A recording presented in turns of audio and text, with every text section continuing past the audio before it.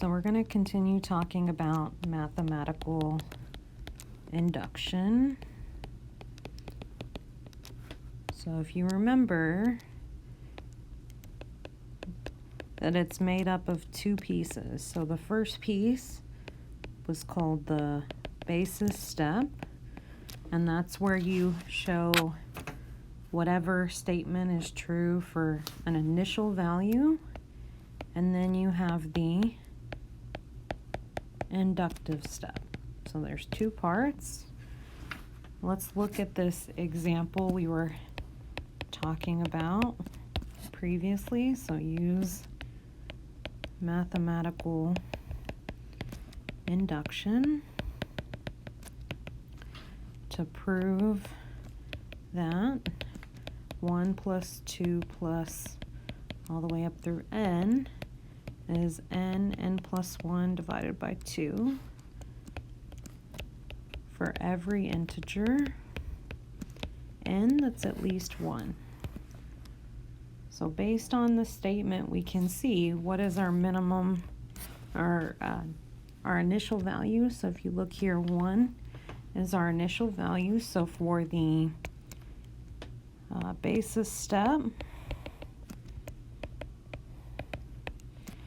what do you need to do? You need to show that the statement, which in this case is a formula, is true for n equals 1.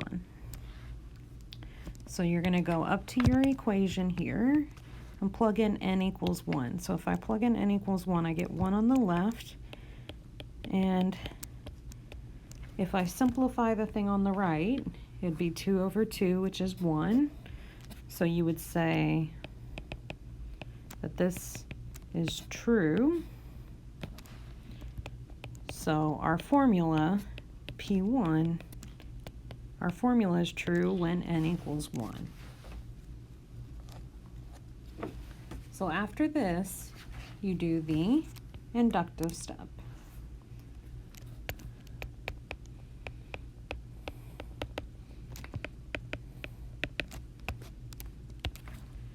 So what does the inductive step involve? You need to assume the statement is true for n equals k and show it is true for n equals k plus 1. So remember, the idea is you're trying to prove it in this kind of loop format. If it's true for the kth value, then it's true for k plus 1. So it helps when you're doing these proofs, just like we did before, identify your starting point and your conclusion. So here, you're going to assume you want the formula to be true for k, so assume 1 plus 2 plus all the way up through k equals k plus 1 over 2, where k is some integer that's at least 1. And then your conclusion is you want the formula to be true for k plus 1. So you're going to plug in k plus 1 in place of n. Oop, this should have been k times k plus 1.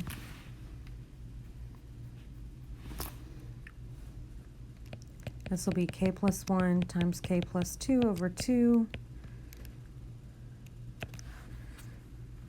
So remember how this works. You've got to get from your starting point to your conclusion.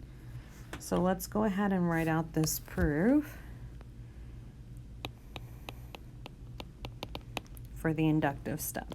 You're going to assume 1 plus 2 plus k equals k plus 1 over 2. Then you're going to take, this is what you need to prove is true, so you're going to take the left-hand side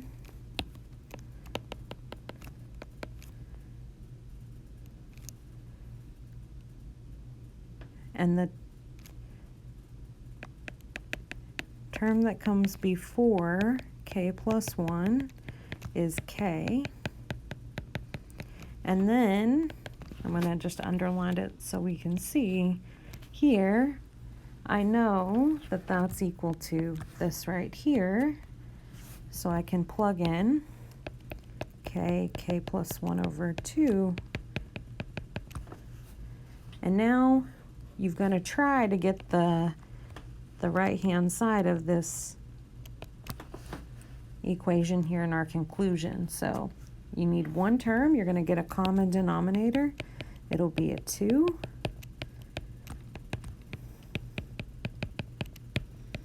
Now that they have a common denominator, I'm going to go ahead and distribute this k, and I'll distribute the 2 as well. I can combine them into one fraction.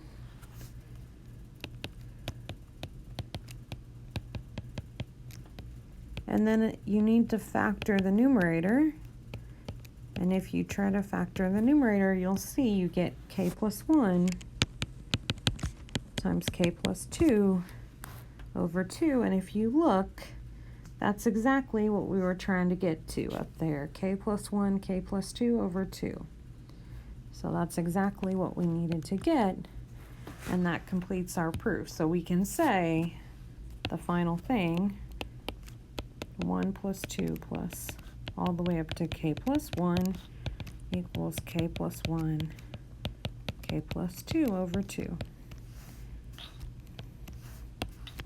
And our inductive step is done, which means we're done with proving this by induction.